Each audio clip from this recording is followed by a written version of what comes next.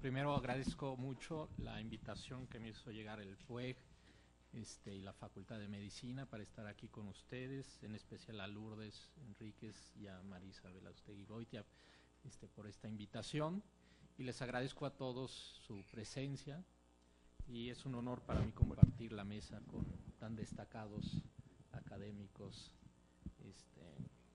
Bueno, pero para no dejar correr el tiempo, que es escaso, voy a comenzar la lectura de un texto.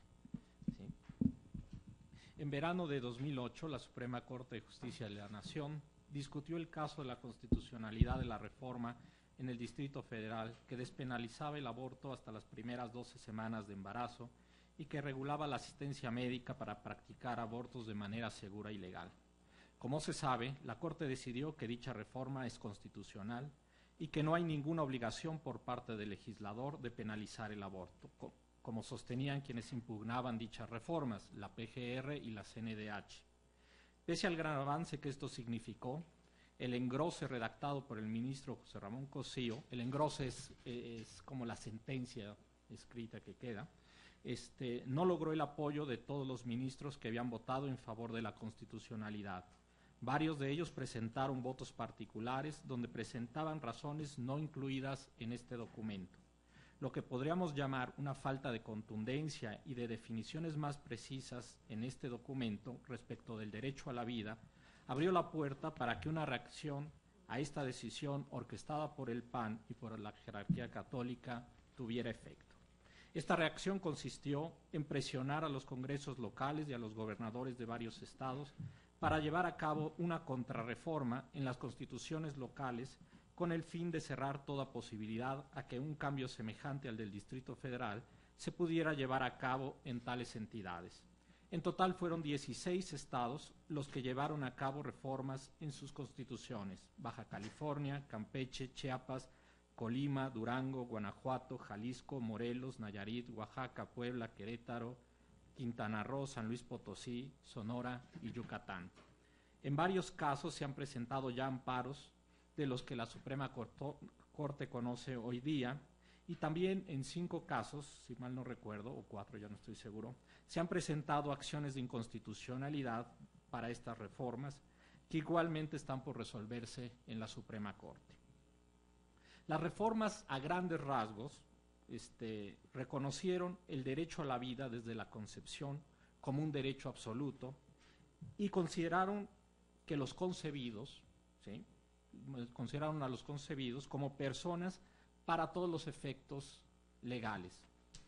En esta ponencia trataré de abordar de manera breve 3 problemas que se discuten a raíz de todo esto. La regulación sobre el derecho a la vida del concebido, primer punto. Segundo, una pequeña reflexión, breve reflexión sobre si las medidas que despenalizan el aborto son inmorales o no. Y tercero, voy a discutir el presunto derecho que entra en juego en la práctica de los médicos, el llamado derecho a la objeción de conciencia. Primer punto. Durante la discusión sobre la constitucionalidad de la reforma del Distrito Federal que despenaliza el aborto, se tuvo una excelente oportunidad de discutir a fondo, desde muchas posiciones y desde muchas disciplinas, los diferentes puntos en torno al alcance del derecho a la vida. Quienes alegaban que la reforma era inconstitucional, alegaban a grandes rasgos lo siguiente: A, que el derecho a la vida es un derecho absoluto y que está por encima de cualquier otro derecho. B, que es el principal derecho porque sin vida no puede haber ningún otro derecho, no se puede disfrutar ningún otro derecho.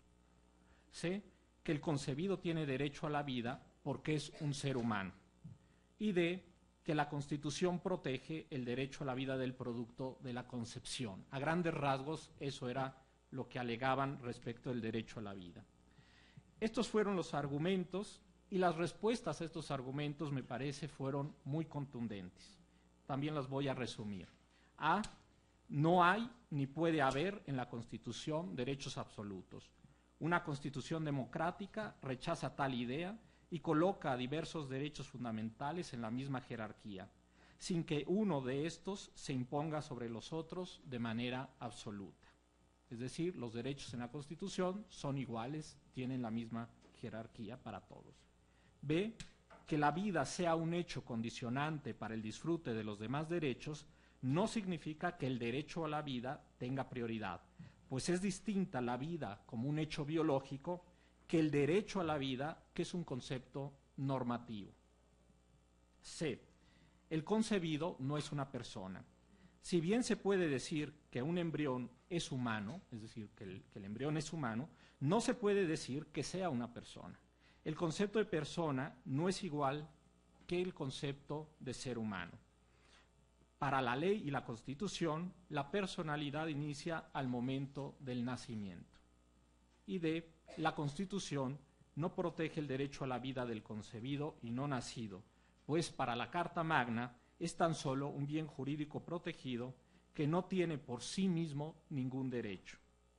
La mayoría de los ministros de la Suprema Corte de Justicia, al discutir la constitucionalidad de la reforma en el DF, aceptó que en la Constitución Federal no puede haber una protección absoluta a la vida del producto de la concepción, que se trata más bien de un bien jurídicamente protegido.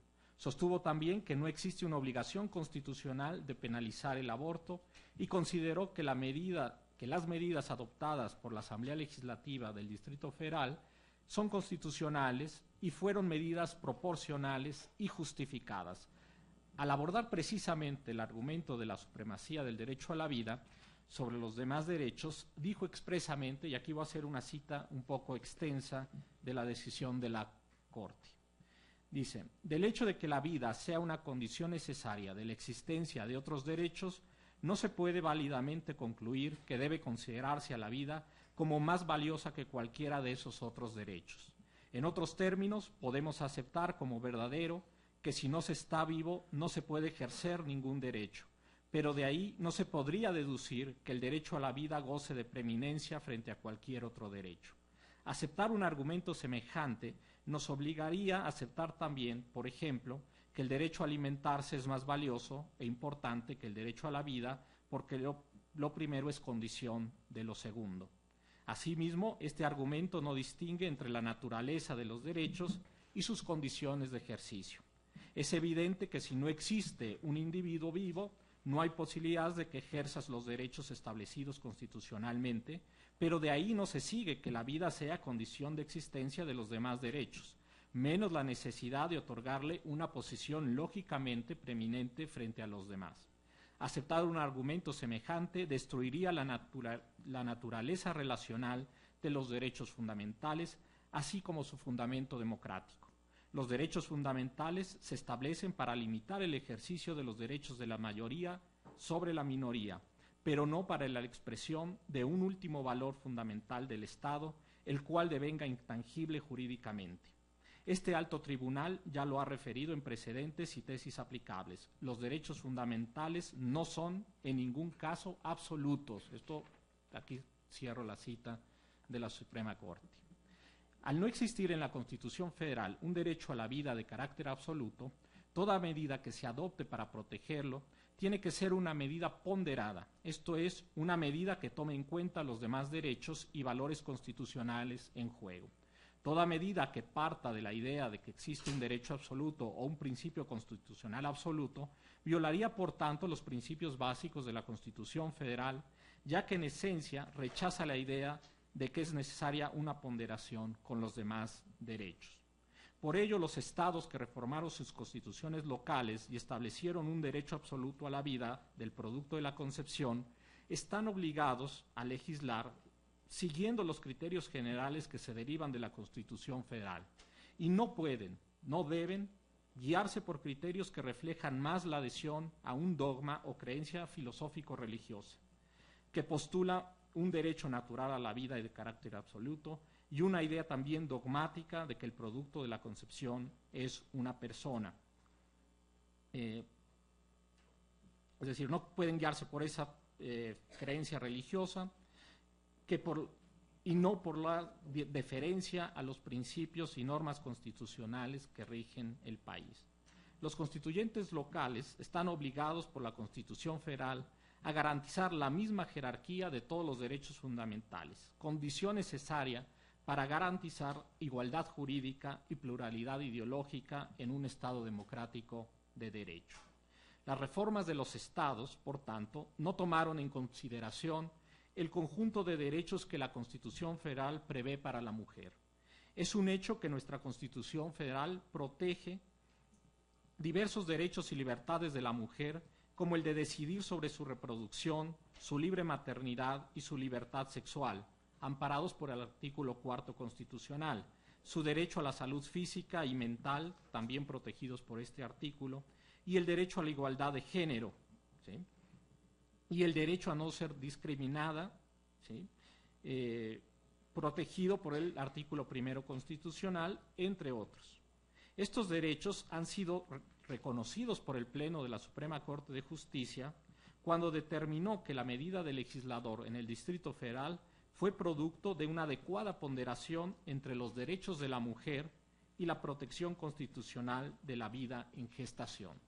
Hasta ahí el primer punto. Segundo punto, sobre la moralidad de la despenalización del aborto. Como seguramente se abordará en esta mesa con más amplitud, la despenalización del aborto no es una medida inmoral como algunos la califican. No lo es por varias razones. Primera, la despenalización no pretende promover el aborto, sino al contrario, reducir su incidencia. La medida pretende evitar otro fenómeno que es la ocurrencia de los abortos clandestinos y brindar asistencia médica segura y lícita a las mujeres que desean abortar durante las primeras 12 semanas de gestación. Segundo, al despenalizar el aborto, no se pone en riesgo al concebido, ya que se ha mostrado por muchos estudios y por la experiencia que la penalización no ha sido ni es una medida eficaz para su protección, por lo que no se puede considerar que al despenalizar el aborto, éste se quede sin protección. Además, hay que aclarar que la ley solo despenalizó el aborto voluntario en las primeras 12 semanas de embarazo y mantuvo la penalización para los abortos que se realizan después de la 12ª semana y para otros casos donde se aborta sin el consentimiento de la mujer. Tercer punto, aunque hay muchos que piensan que un embrión o un feto son seres humanos o personas con derechos, lo cierto es que los argumentos con que cuentan para probar estos son endebles y no resisten la crítica. Algunos apelan a la idea de que son personas en potencia, otros dicen que son iguales que nosotros y recurren a argumentos como el que tienen un alma o, por ejemplo, a los que dicen que tienen la misma información genética. Hay muchos argumentos, pero ninguno logra presentar argumentos sólidos que podamos compartir, o bien porque son argumentos teológicos que solo los pueden compartir quienes parten de los mismos dogmas religiosos, o bien porque son argumentos lógico-filosóficos o científicos que presentan deficiencias. Sobre esto podemos después abordar en la discusión y en las preguntas. Y paso al tercer punto de mi participación, la objeción de conciencia. Uno de los logros de la despenalización del aborto en el DF es que se puedan evitar la muerte y la afectación de la salud de las mujeres que se practican abortos clandestinos. La despenalización es una medida que protege la vida y otros derechos reproductivos y la salud de la mujer. Ello implica que se establezcan obligaciones del Estado de prestar los servicios de salud adecuados y que el aborto sea un servicio de salud pública. Este servicio y la obligación del Estado de proporcionarlo se ponen en riesgo cuando los médicos y otros servidores de la salud anteponen lo que llaman el derecho a la objeción de conciencia para no realizar este servicio. Pero veamos con más atención este derecho. Mi impresión es que en este caso no existe un derecho general a la objeción de conciencia. Puede ser que algunos derechos específicos y concretos a la objeción de conciencia estén justificados. Por ejemplo, en materia de servicio militar o en materia, por ejemplo, un caso muy específico en México, de honrar símbolos patrios, ¿sí?, cuando se pertenece a cierta religión. En México es el caso de los testigos de Jehová. Pero podría ser que cada uno de estos derechos tenga una justificación particular y no dependa de un supuesto